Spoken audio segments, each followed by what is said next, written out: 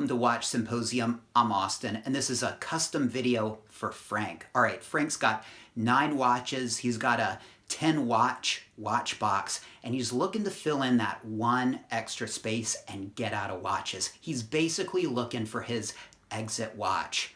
All right, so take a look at his collection. We're looking at it here, and if I didn't know anything about the history of his watch collecting, I would hone in on 4 watches that need to go, all right? Because he's only got 5 real watches. And if you've seen my State of the Collection video, link in the description if you haven't, check it out. It's a little outdated, but in that video, I talk about how I conceptualize my collection as basically 3 or even more sub-collections. You've got the Rolexes, you've got the Tudors, and I think that's a good idea because I have issues seeing Movados and Garmin's next to what I would call legitimate watches. So right off the bat, let me say that I think Frank should get a 6-watch watch box. And I think he should take those 5 good pieces that we're going to talk about out, put them in that watch box, and separate them from these other pieces, all right? And that should be his real collection. That should be the group of watches that he talks about when he's talking with enthusiasts, the watches that he brings up at watch shops. And the other 4, he can keep in that 10-watch watch box, and that's just something you just don't talk about, as usable as they may be. Now, they're part of his history, and so I'm glad he gave a little bit of backstory, but what I'm going to do is we're going to talk about what he has in this video. In the next video, we're going to talk about what he should get. And this is a pretty long email he sent me. If you want to read it for yourself, look in the description. You can find it there. And Frank writes, "Hey Austin, I hope all is well. I appreciate your horological knowledge, especially in Rolex. Keep up the good work. I'd like you to do a review of my collection and let me know your thoughts as I share my watch journey with you until this point. My watch enthusiasm started back in grade school in the late 80s, early 90s when my father showed me his Rolex Pepsi. My father was more of a safe queen type of person, so I only saw this Rolex once before it was stored away. Wow, what a shame. But what a cool watch for your dad to have. He mentioned that he had a Daytona, but I never saw this watch to verify it. At that point, I made it a life goal to own a Rolex myself as a sign of success and accomplishment. I knew of Patek as well, but I felt that it was for the ultra wealthy." All right, well, this is very interesting. Now, it almost sounds like he's talking about a friend versus a family member because he's kind of iffy on whether this Daytona existed or not. Well, Frank, leave a comment in the comment section. I think we'd all like to know, what was the Pepsi? What kind of Pepsi was it? Did he have a Daytona? Is your dad still alive? Did you ask him about this? What's the backstory here? This is kind of interesting stuff. Fast forward to the early 2000s. I graduated college and got into the sales profession. I saw a few people around me wearing Movados, and I liked the simple design of these watches. With part of my first commission check, I bought a Movado Juro.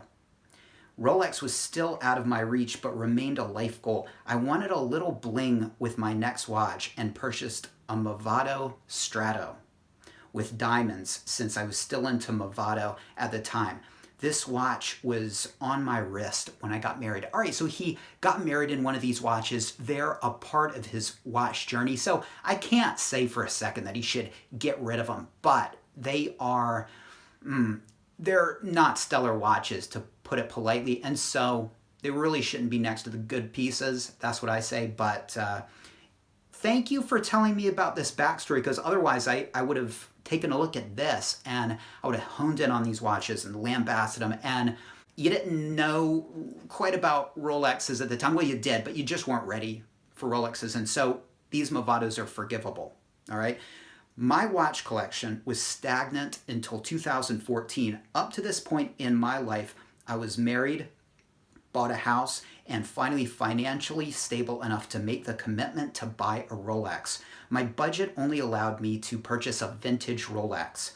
I decided to find a birth year watch as my first Rolex. I found one in decent condition, reference 16014, and that's a steel date just Jubilee bracelet, fluted bezel. And in this picture, it looks to have a black dial. And that's a great first Rolex. This watch came with a modern Rolex box and no papers. The online dealer had a good reputation and I decided to pull the trigger. In my opinion, this watch is all original except for the dial hands, which were replaced at one point. I wore this watch all the time and retired both Movados. For some watch snobs, Rolex is just a mass-produced luxury watch without haute horology. My view of Rolex is a sign of success, especially if you got one with your own dime. Absolutely. A Rolex is a life accomplishment. Period. All right. And it's fantastic to have one. It's fantastic to accomplish the goal of getting one. And they're super wearable and you can wear it pretty much everywhere. And this is basically a rugged professional sports watch, if you will, that looks the part of a dress watch. And that's kind of the coolest thing about Datejusts. Well, you know, as far as being not haute horology, look, they are quality timepieces. They've never set out to be fancy display case back kind of watches. They run and they run for a hell of a long time. They're highly accurate. They can go in and out of water and through more of the tougher situations. So they do what they're supposed to do, and they're beautiful watches. They hold their value, and again, they're lifetime achievements. So excellent. All right, it's a great first Rolex as far as the replacement parts on it. Not a big deal. Datejusts are really not collectible anyway. And so I would just use the watch, enjoy it. Doesn't have papers.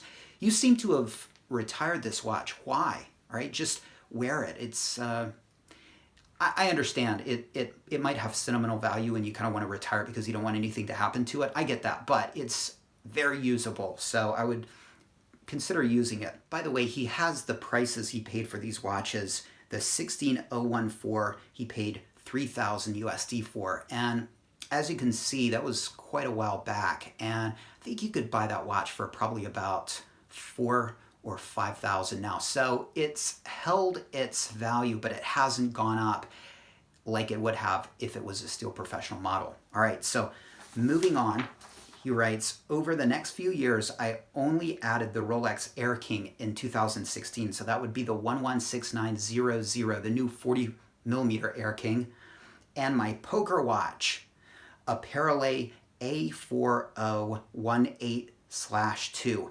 turbine automatic. Even though Parallel is not a popular Swiss watch brand, I bought what I like, and it is a great watch to wear when playing poker. The best part about this watch is that I purchased it from my poker winnings, and he said that he paid $2,850 for this poker watch, and he bought it used, and then later he got a new strap from the factory for 3,000 USD. I mean, I'm sorry, 300 USD. So he has put over 3,000 USD into this watch, and I think this is the worst watch in your collection. I'll just be honest, I'm not trying to hurt anybody's feelings here, but it's probably one of the most kitsch, corny, cringiest watches I think I've ever seen in a collection.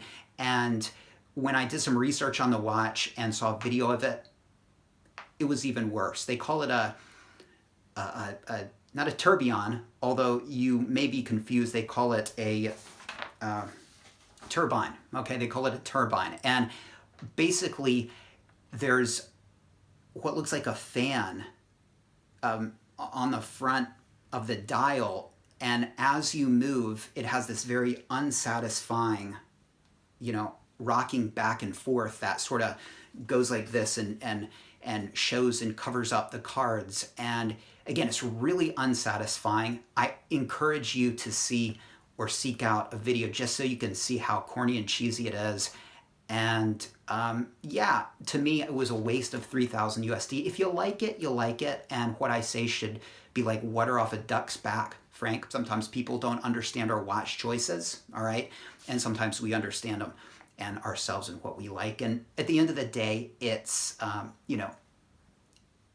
it's your watch, and if you like it, fine. But a truly unimpressive, overpriced watch that I think detracts from your collection. In the past 5 years, my career really took off, and I'm starting to enjoy the fruits of my labor. I decided to expand my collection this year, but decided to limit myself to 10 watches, since this hobby can really get out of control. By putting a strict limit, I started to look for watches that served a purpose as well. This year, I really honed in to what I like and don't like. At the end of the day, we can research, watch videos, and wear a watch briefly at the shop. However, you do not know if it's really a keeper until you own the watch. Sometimes the hunt is better than the kill, as they would say. That's for sure. I mean, getting a watch is a fantastic experience, but it's all part of a broader experience, and that's the hunt. And especially when you're talking pre-owned watches, the hunt is so key, and it's easy to get sidetracked and focus on the goal and race towards the goal.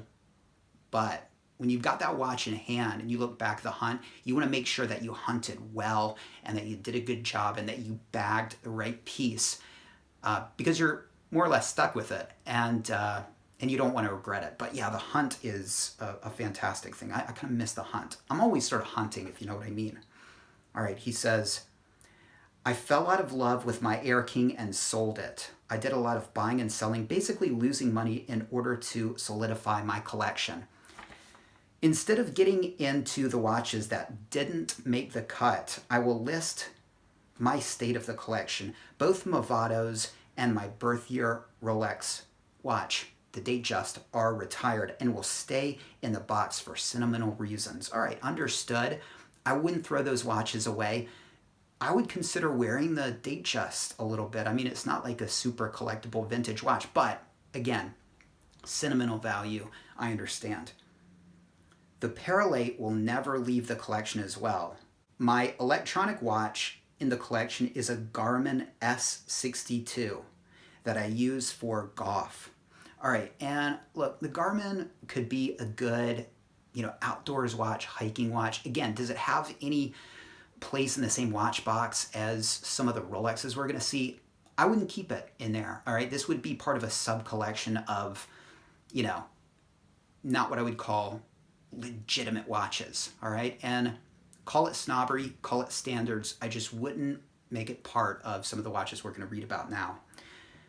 So that's left me with 5 spots. I purchased a Grand Seiko Snowflake as my work watch. The Snowflake is a beautiful watch, has a beautiful dial, and this watch goes under the radar since the mass population does not know about the brand. All right, and he's talking about a post-2017 quote Snowflake. Now, I don't really consider that a snowflake. A lot of people would call that a snowflake, but to me, the Snowflake is the original Snowflake, and it was a double branded watch that, well, they stopped producing it in 2017 or 2016, around then. And by double branded, I mean it says Seiko and then it says Grand Seiko at the bottom. And that to me is the Snowflake. And the watch that you can get now, it's different and the dial is different. And the dial of the Snowflake, quote, that Frank has, it looks like a mixture of snow and ice. But the original Snowflake has this soft, powdery, snow-like finish.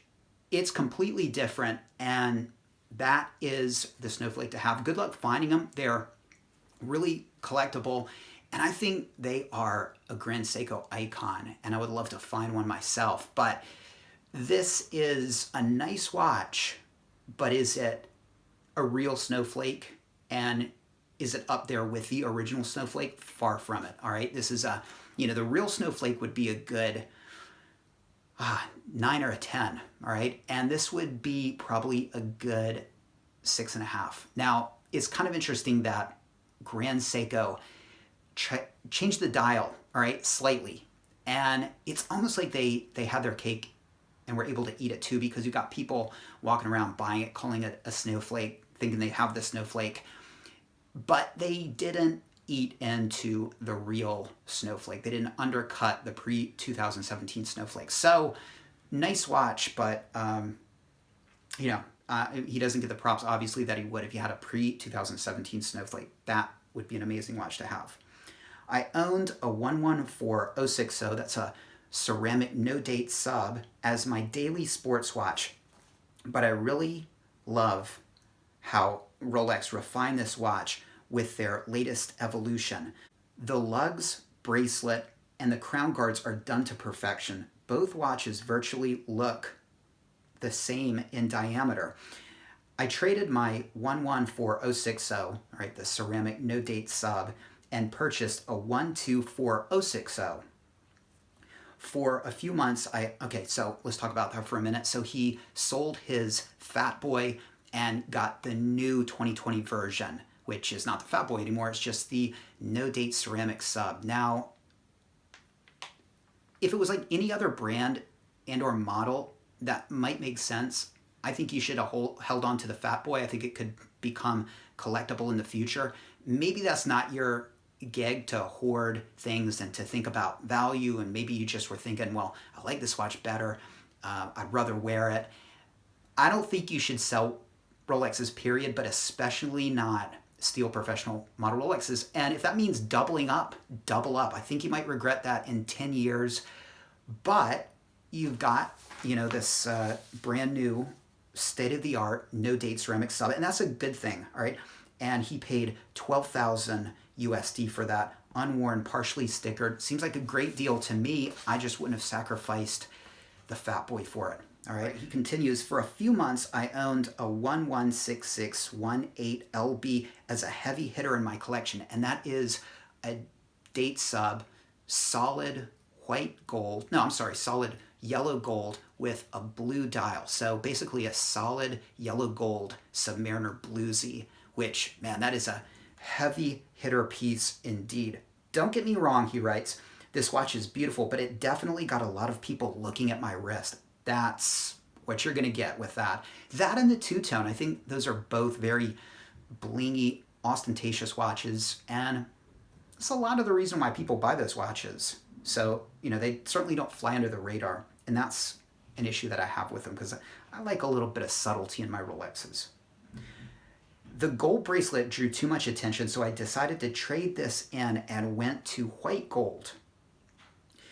I upped the budget and went for a grow watch. I purchased the 126719 BLRO meteorite dial, which is a definite keeper right out of the gate. So this is the white gold GMT Pepsi, and it has a meteorite dial, and it is a fantastic looking watch. And look, meteorite dials are really cool. What does he write about it? He says, also, this serves as my travel watch. I love that each dial is unique and it's estimated to be billions of years old. So absolutely, this is an incredible watch because it's got a piece of outer space in it. It's truly and literally otherworldly.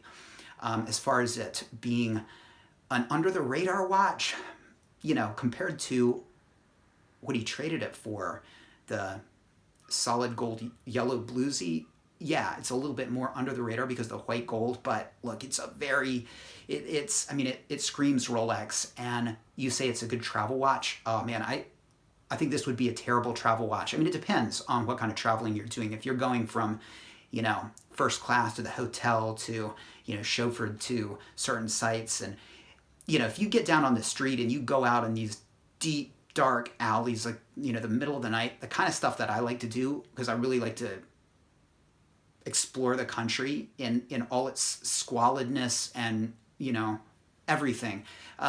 Totally bad choice for that. You couldn't choose a worse travel watch. But I think what he's going for is this a GMT, all right? It's a GMT. And it's an awesome watch to have, but, unless you're just really, really well heeled, I would find that watch unwearable for the quote purpose it was made, and that's as a travel watch. So it's a cool, in a way, tribute to a GMT Master 2. But as far as usability goes, I don't think so. What did he pay for it? He paid $50,000 USD, and he bought it unworn and partially stickered. And I think that's a great piece to have and hoard and keep nice. And I think that's going to be a collectible piece. And I think he could probably already sell it for more than he bought it for. But again, as far as usability goes, yeah, I wouldn't want to use that watch, but it's a magnificent, watch to have with that meteorite dial. Absolutely cool. All right. And he continues, Rolex does not make too many of these, talking about the meteorite dial GMT, and I like that factor too. Yes. Good buying. Good buying. I mean, I think it's a good watch to have. My last purchase is a watch that I had my eye on for a while. Also, it was a grail watch for me. I believe that the Platinum Day Date is a versatile watch, and he has the diagonal motif ice blue dial Day Date.